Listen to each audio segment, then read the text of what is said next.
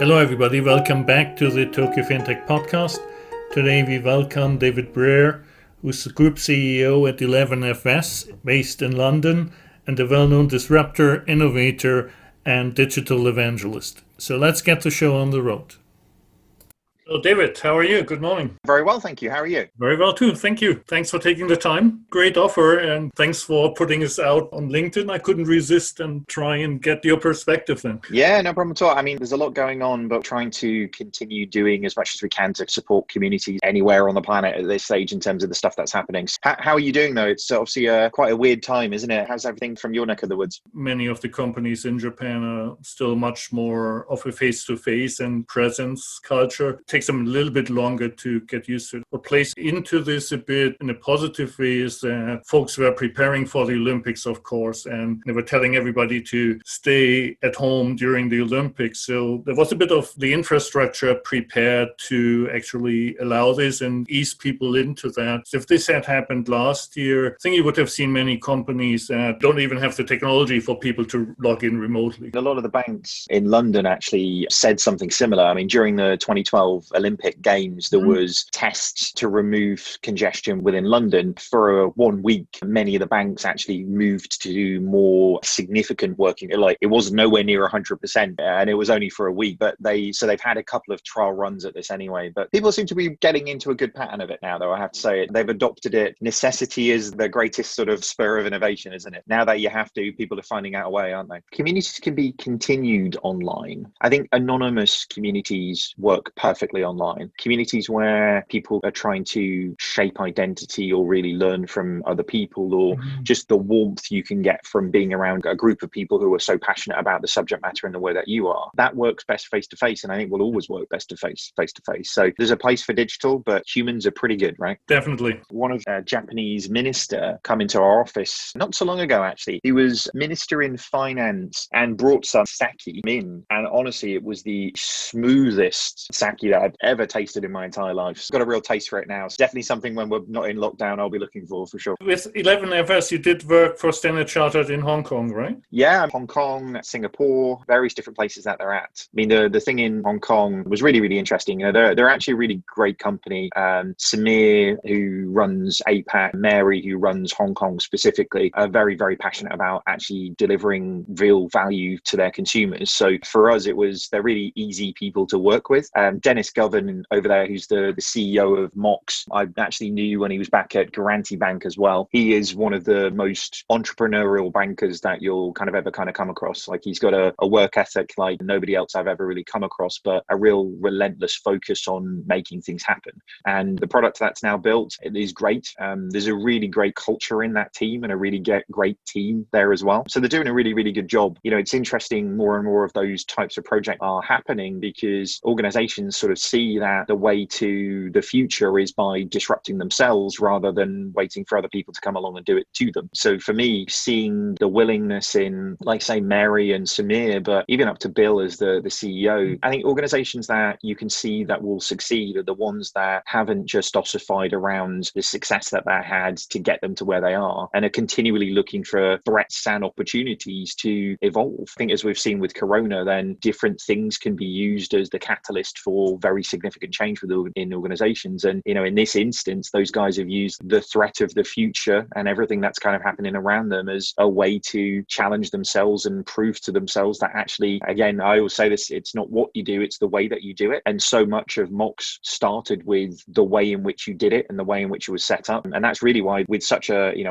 small team in comparison to the rest of the bank, able to do such amazing things at this stage. Okay, so we need to get you over to Tokyo then as well. We need some innovation here too in the banking sector. My colleague actually, so Jason Bates, who was my deputy CEO here, co-founded Starling, co-founded Monzo, was actually over in Tokyo about 6 months ago. You know, I think there's some really interesting opportunities to do some really interesting things out in that way. And like I say, it's a pretty amazing culture out there. And the mix, I think, of the traditional values and technology really is what digital banking is all about. As a country, I think it's very ready for this type of change. I think with any of these changes, it always comes down to me, the the regulatory framework and the competitive landscape that's there, because there's no shortage of talent, whether it's creative talent or technological talent. The spark always comes from making sure that the regulatory climate is such that actually allows new organizations to challenge older organizations in a controlled way, because it's one thing doing it for a random social network challenging Facebook and Twitter and whatnot, but when it's people finances, then actually it needs to be done in a very controlled way. From my perspective, I always point to other industries that have done it way better than financial services for such a long time. If you look at all of the changes that have happened in the UK, they came off the back of Sir Mark Walport's recommendations within the regulatory framework, who really hasn't really worked in financial services and is actually more pharmaceuticals and healthcare. The pharmaceutical industry can create new drugs and take them to market without killing millions and millions of people. Then banks can create new products and services without creating more risk within the network. These things are possible, but again, it's the way in which you do it rather than necessarily what it is that you do. To a certain extent, the innovation in pharmaceuticals also happens outside of the big companies. Get the innovative biotechs, they're starting the research, develop a new drug to a certain point, and then they get acquired because it's so expensive to bring the drug then ultimately to a global scale. Is this something comparable that you see ultimately with fintechs and incumbents? The old argument is always innovation and distribution, right? If the old organizations, the big incumbents can be that distribution and let the younger, more nimble organizations create innovations to get them to that point. I think, like you say, within the pharmaceuticals industry, particularly the amount of capital required to not only have the idea and get to the point where you've got a patent and a defendable drug, but then actually just purely the trials process of actually getting it through human trials and getting it to the point where it's accredited to go to market is incredibly expensive. This is why Johnson & Johnson and these guys are well versed in setting those things up. I think the difference here really is that route to market for those very large organizations within the pharmaceutical industry is pretty efficient in terms of what they do. They're very good at that. They have the processes, the operational capability, and the technology in place to actually facilitate those things. In banking, it's not that way. I think if you gave a big bank £1 billion and said, here's the chocolate box of fintechs, buy the ones you think are good, doing something with it afterwards would really be the challenge, because you could buy a fantastic peer-to-peer lender, you could buy a fantastic KYC system, you could buy a new core banking system, all of these things, probably not have too much money spare after £1 billion,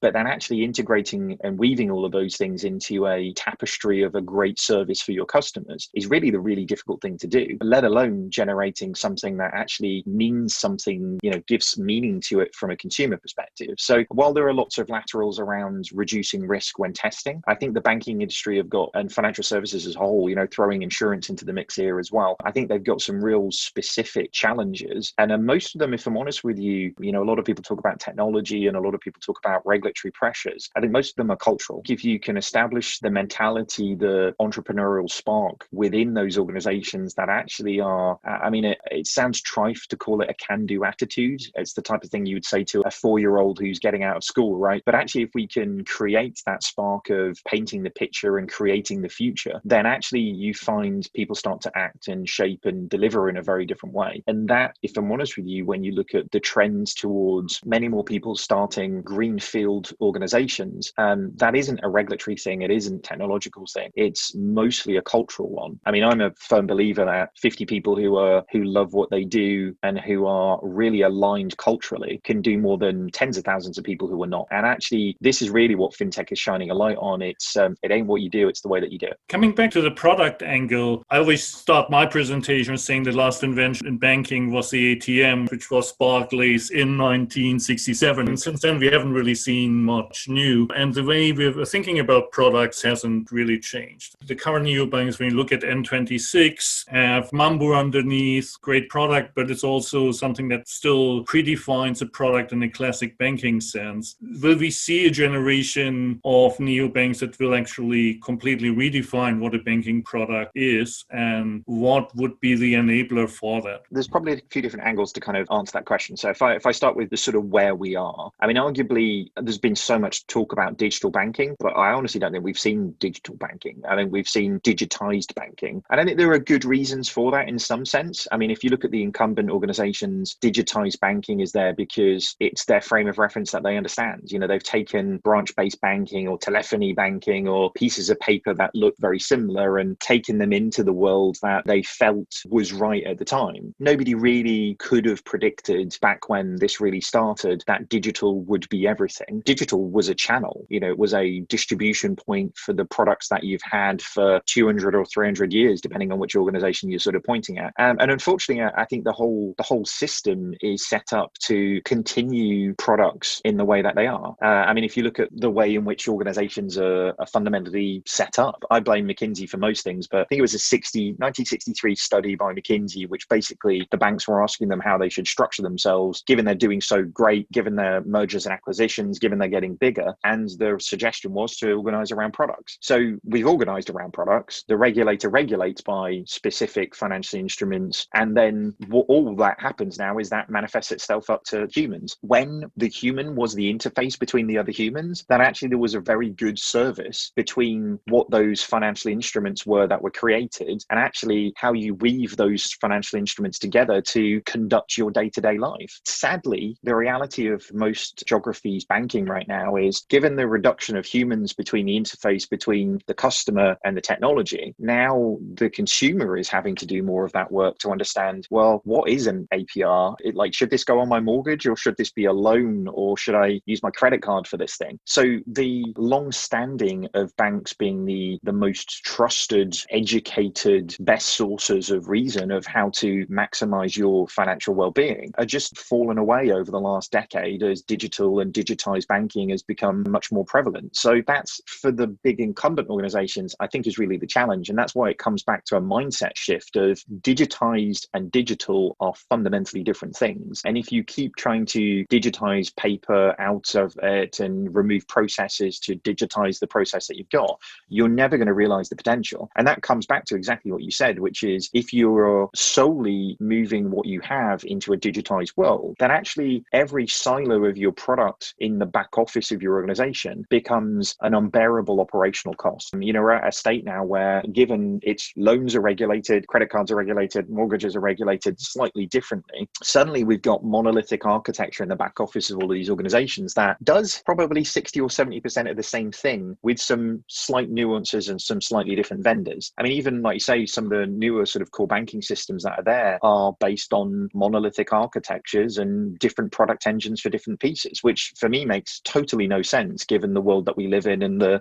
commoditization around cloud technology. So I think when you go to the newer players, there's an element here of what they can do and what their abilities are and the right thing to do in order to have something that is understandable and buyable by the customers in the market. If you went to my mum right now and said, hey, so I can change your savings rate based on your spending power, that would then knock off the percentage points on your mortgages, that would give you extra rewards based on the savings that you've got in this account, she'd be like, well, that blows my mind, but I don't want that. Can I just have a credit card, please? So, how you bring consumers along on this journey is really, really, really important. So whether it's N26, whether it's Monzo, whether it's Starling, whether it's Mox, all of these players, I think, are probably in second gear with what they can do. And the reality of where they can get to, they can play a major part in evolving the market towards these things. We talk about what the difference is between digitized and being truly digital. And for us, truly digital really is about, I really don't care what product it is. It doesn't really matter to consumers. They don't really understand the difference between a loan and a mortgage and a credit card. And actually, is it the job of those organizations to spend so much time educating people to them, or is it to give them the advice that means they come out of the situation best? The regulator has been looking, globally regulators have been looking for people to bridge that gap and replace that gap that humans being taken out of this process has really, really left. But I think it's going to be an interesting one, because when you look at the challenges, some of them are definitely setting themselves up like very small versions of very big banks. And I think are going to bump into that limitation of where digitized and digital sits really, really quickly. For the big incumbent organizations, when you look at the challenge that they have, if you're the CEO of Wells Fargo or Standard Chartered or HSBC or whoever, the thing that's keeping you up at night is not the widget you can't build, it's your operating cost you can't do anything about. And that for me is the most terrifying thing, because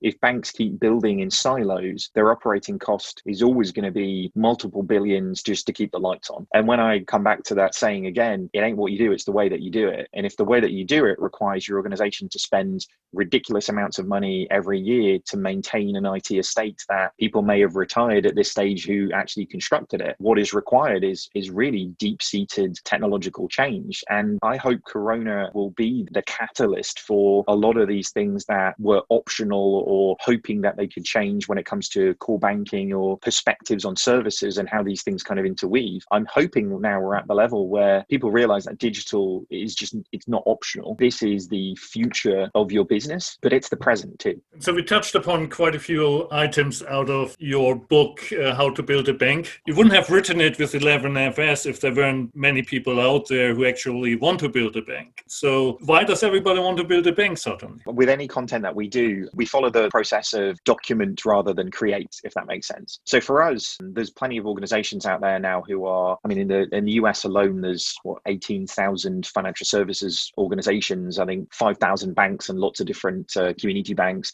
I mean, globally, what we're seeing is people realizing that the way in which they've approached these things before, when it comes to digital transformation and the evolution of what their organization does, the aspiration of what they wanted to get to and the reality of where they've been left at the end of that process are very, very, very different things. Mm-hmm. So for us, having done this over the last 4 years, 11FS has ticked over our 4th birthday a couple of weeks ago. Very strange one on lockdown, I have to say. It's hard to celebrate properly when you're all stuck at home. Having existed for the last 4 years, we've worked with organizations in Singapore, Grab in Singapore, Standard Chartered in Hong Kong, NatWest in the UK, organizations down in South Africa, organizations over in the US, doing exactly this type of thing. So we felt what would be helpful for a lot of people is to write up what we've seen and the benefits. And if I'm honest with you, it's been really interesting, the sort of twofold play that goes on in these things, because in many organizations, the strategy for these things and the way in which to get momentum in this type of exercise within an organization is the most fascinating piece. Once you can get backing and sponsorship and you can show to people the difference in the way that you do it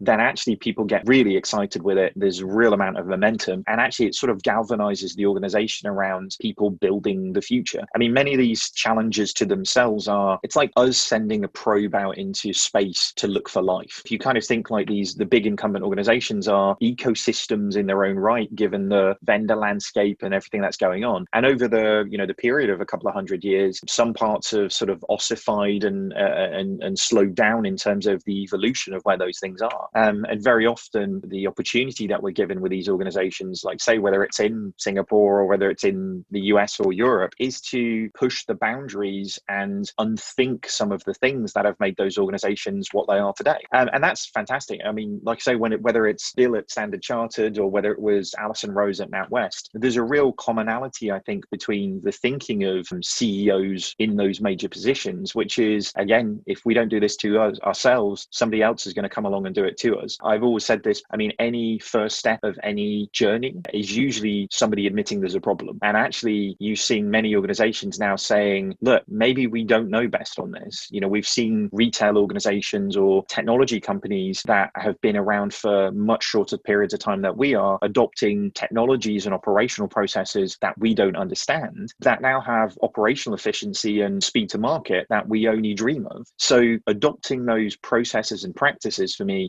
is when you really realize that people mean it. And the nicest thing that I see with a lot of these things is about 3 or 4 months into these types of projects, you find people who we've brought in from those organizations or been sort of pulled together because of their expertise in the incumbent, realizing that actually the way in which they've approached things before, whether it's classifications of customers or whether it's the process of delineating workflows rather than pooling people together to work really as teams, is the reason why they've been really impaired by their ability. Because most big incumbent organizations have got all of the customers, they've got crazy amounts of investment that they can make to things, but there's always been this thing that's got in the way of them doing it, and sadly it's the way. If I'm not a bank, I'm one of these technology giants who considering going into financial services, would I actually want to be a bank, or do I just want to offer bank-like services or banking services? And it's the approach that Google is taking with Citi in the US, where Google will provide it, but actually relying on Citi infrastructures. Goldman Sachs with Apple, Citi with Google. I mean, there is the potential to create layers of service on top of banking infrastructure as it sits. I think that requires a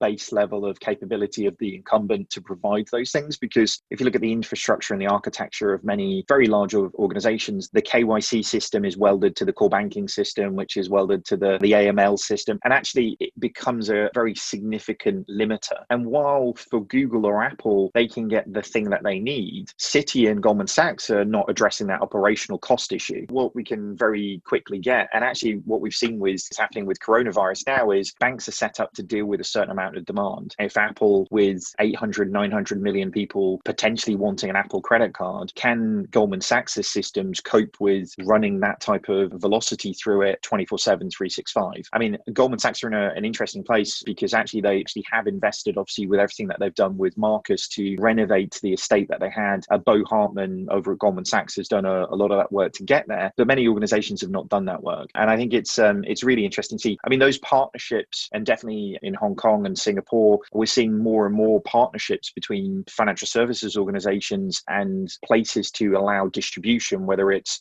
whether it is big tech players or, we've seen Razer kind of get into the market in Singapore. That's, an amazing partnership, because essentially if you can embed financial services into the place where it's most relevant, whether it's an operating system or a mobile phone or, whatever it is, then again, it comes back to can you do manufacturing of products and can you do distribution into services? I think the greatest thing on this is it's great to see big incumbent organizations get to the point where they go, we really, really need to change, but also maybe we really need to partner with other companies. I think that's quite a humbling experience for a lot of those guys. And I think it will mean the industry comes out of it better than ever. As the world changes to be 24/7 access, systems that were built for overnight batch processes to reconcile positions, you're taking systems and running them at a red line, aren't you, in terms of the throughput that you can kind of put through some of these things. So it is an interesting one, isn't it? I mean, as any points of evolution, the market context dictates the needs for systems or change within organizations. But it is great to see these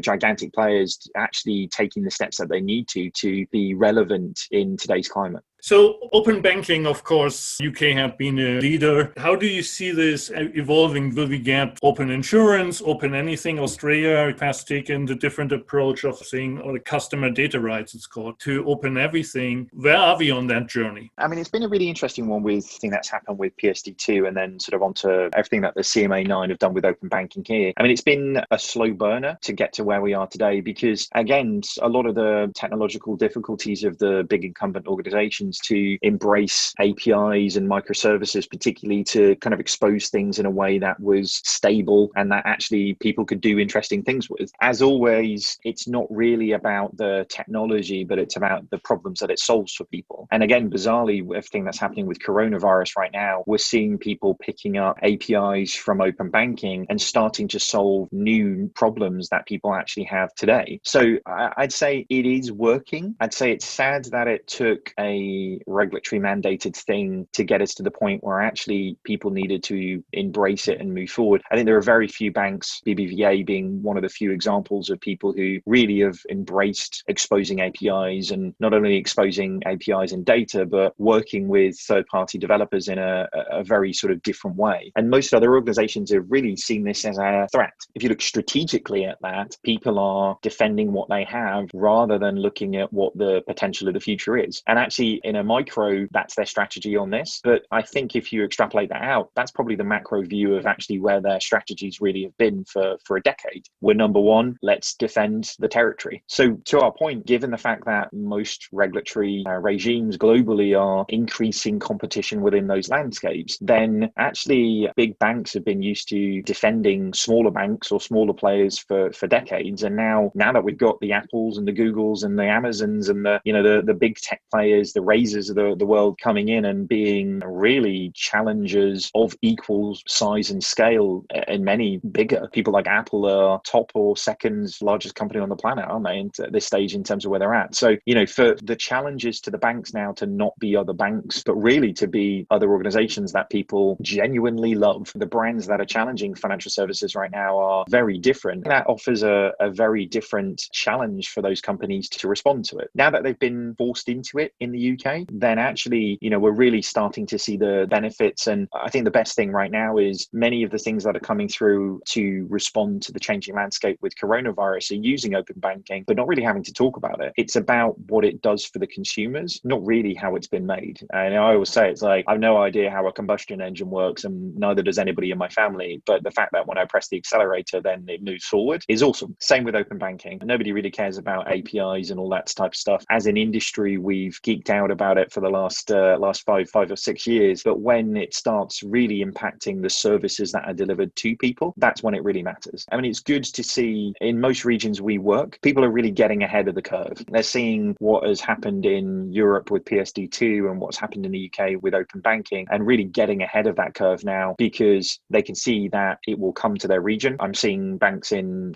South Africa adopting the same schema from an API perspective because it's turning into a global standard. And as you say, in Australia, where people are kind of moving to much more of a sort of an open data framework where the data is the consumers, it's not the organizations, they merely hold it on their behalf. It's leading us to a place where and highlighting many other issues across the system that we have.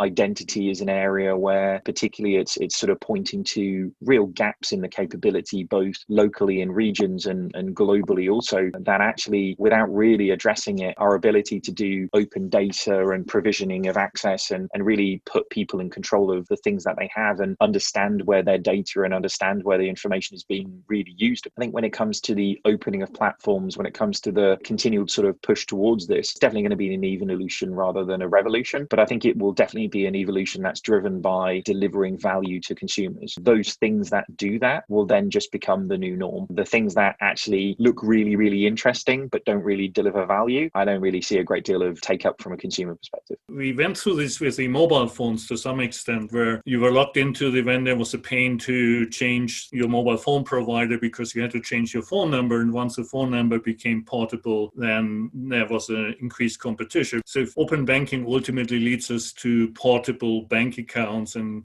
takes the friction out of actually changing your provider, I think that would be the competitive catalyst to really drive innovation forward. I know Imran here at everything that we're doing with open banking in the UK is very passionate about portability of account numbers and everything that would sort of drive there. To your point, actually, when that started to happen in terms of it being your phone number that you could move around different vendors, personally, I think if the banks are relegated into that commodity layer within the industry, I think that would be a really dark time for banking. Because I think if you kind of look at the landscape that we sit in now, to sort of continue on with the metaphors around mobile network operators, I mean, in the place that we're at right now, I don't really care what my network is. Nobody really cares what that little logo is in the corner. And actually, I mean, it wasn't long ago that the mobile network operators were the kings of the world. They were the guys who owned the SIM. They were the guys who owned access to data. They had control on the costs and the monopolies around SMS costs and everything that kind of went with it. Through a series of bad steps on their part, they have been relegated into a commodity that actually creates and allows almost no differentiation between the two of them. If I've got O2 or EE or Orange, makes no difference to me. My service is created by the experience of the person who owns the handset and who owns the operating system. And the reality on what comes then is universal bank is really predicated on your ability to cross-sell and upsell to your consumers. In many instances, you know this from your background, product lines are priced because you expect somebody to own 2.3 products or something in terms of the standing, particularly within a retail banking sense.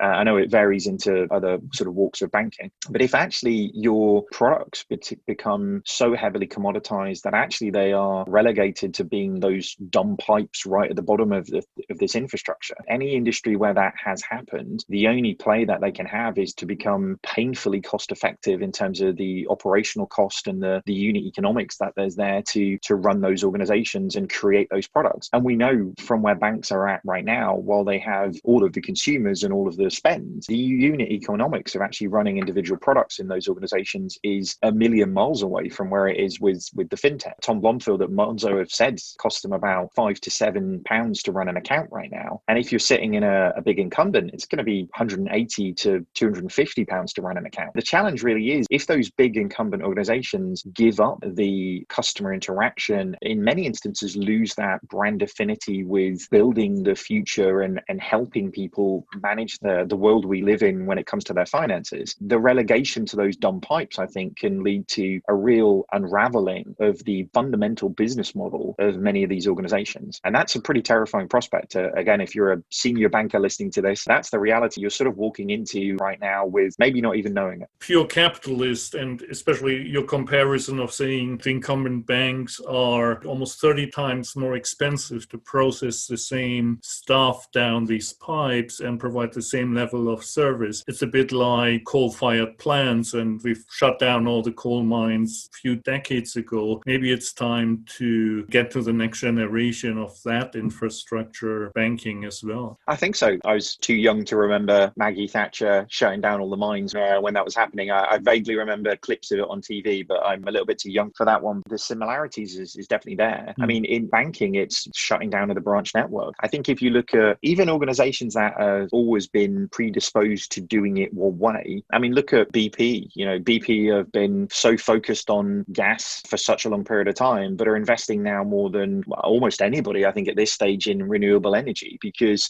actually what you've got to be aware of, both in the micro of your revenue model today, but the macro of the trend of where the industry and where the needs of the globe and where the needs of your consumer are going, is you've got to hold those two things and invest in things that essentially make the thing you're doing today redundant. Because if we continued mining coal right now, it's probably not going to be the way that the future will work out. If we continue constructing financial services products in the way that we do today, or the way that we have done for the last 200 years, and this really gets to the point of why fintech exists. Banks have been doing that. In a digital world, selling digitized products leaves this gigantic gap between what the consumers actually need to live their lives on a day-to-day basis and what banks are actually providing. Now, fintech really has just looked at this gap between these two things, this opportunity that just sat on the table here of what consumers really need to live their lives, whether it's retail banking, whether it's buying stocks, whether it's running a business. All of these gaps between this thing, literally, that's just what fintech is. I mean, it sounds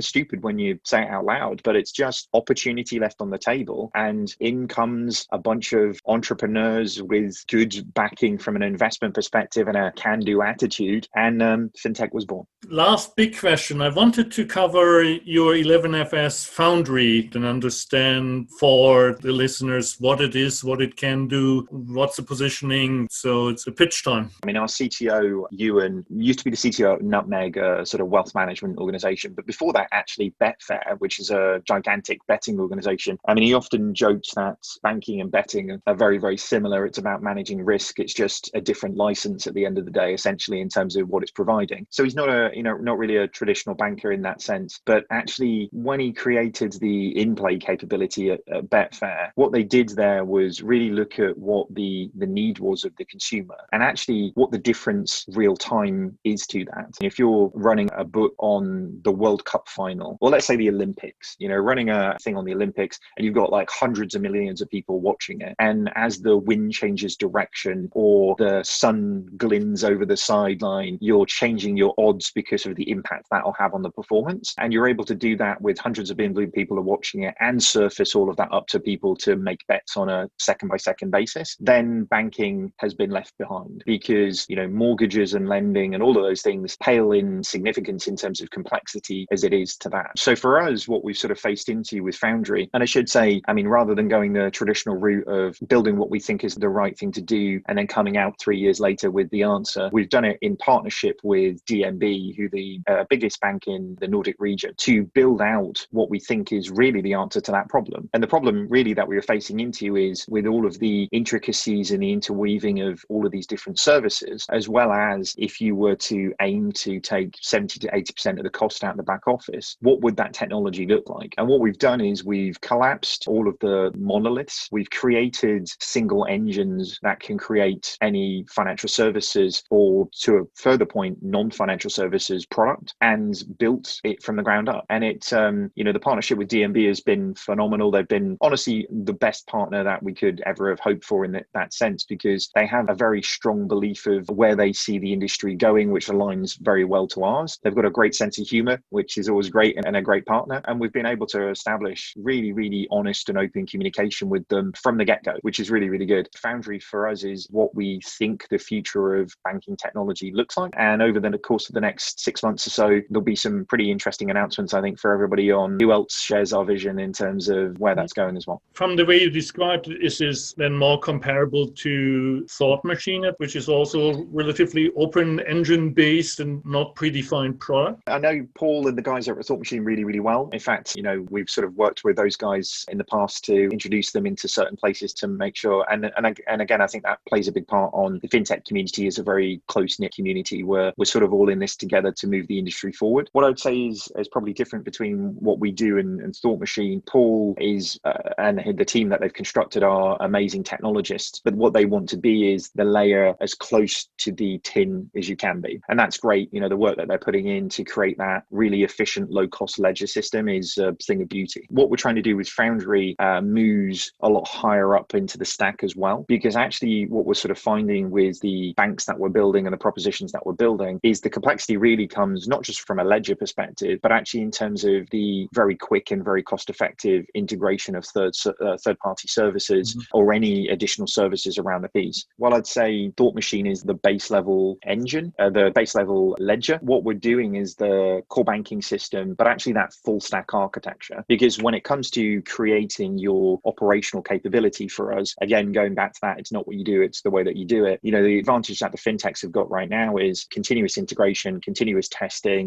100 deployments a day. It's the whole of that ecosystem, the operational capability that you build around your technology. I come back to it's like when you look at Facebook or you look at you look at Google or whoever, they don't really talk about microservices and technology. They talk about their operating rhythm and their cadence and their culture. But those things are a symptom of their technology that they've got in place. So for us, Foundry allows us to work in the way that we work with everything that we do. And really in the way that we have done with a lot of the things that we do at 11FS, we've built it in the way that we work ourselves and that we found allows us to be abnormally successful in the things that we're doing. And now we're exposing that to big organizations to get on board and work in a different way as well. Super. Thanks for the positioning. Very short last question. And you said that was one of the interview questions that you're using. So I want to put it back to you. What's the thing that you can still be best at doing even with a hangover? We ask that question a lot because what we try to do with it is to get people to really think about the thing that they're most passionate about doing. It's not really about coming into work with a hangover. Hopefully not many people do that, although there are occasions for celebrations and Christmas parties and all sorts of stuff where that does happen. But for us, it's about understanding this thing that you're so passionate about that even below 100% capacity, you're still able to do it better than anybody else. I think for me, there are times where compartmentalizing things is so critical. And I think particularly as a CEO of a business, your ability to continually set the tone for other people, whether it's passion, whether it's positivity, whether it's delivering communications. I think I've got to the point now, if I'm honest with you, because of the style in which I deliver the things to people, I say what I mean and I mean what I say. Therefore, whether I've had 2 hours sleep or whether I'm jet lagged to hell or whether I've got a hangover, then talking authentically to our people is the thing that I can always do best. Wonderful. Thanks very much, David. Brilliant conversation. I really appreciate you taking the time and taking care of the global community during this time. No problem at all. Thank you so much for having me on. Happy to come back whenever the invitation is there.